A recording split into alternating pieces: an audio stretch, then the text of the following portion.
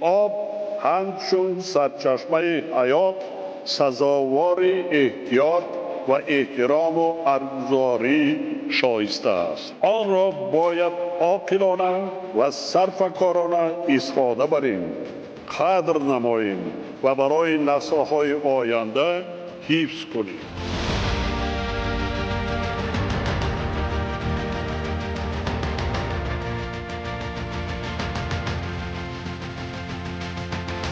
آب سرچشمه حیات است و به آن زندگی وجود ندارد.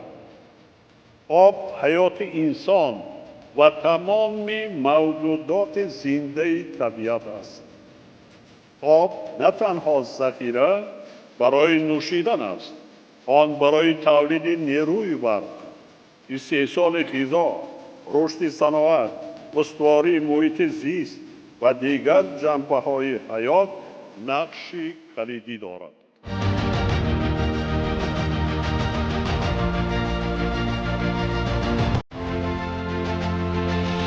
تاجیکستان یکی از اولین ها شده جهت فعالسازی فاند بین المللی مقصدناک باید به حفظ پیریک‌ها سهم مالیوی خود را گذاشت.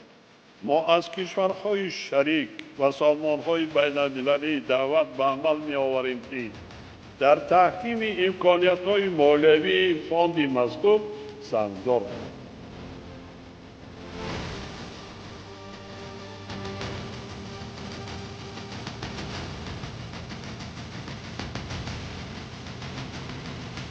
تشبث ما آید به اعلام کردن سال 2025 همچون سال بین المللی حفظ پیریک‌ها دستگیری همه جانبه یافت و طبق قطعنامه دخلدار مجمع عمومی از سال آینده سر کرده 21 مارس همه ساله همچون روز جهانی پیریک‌ها جشن گرفته می شود.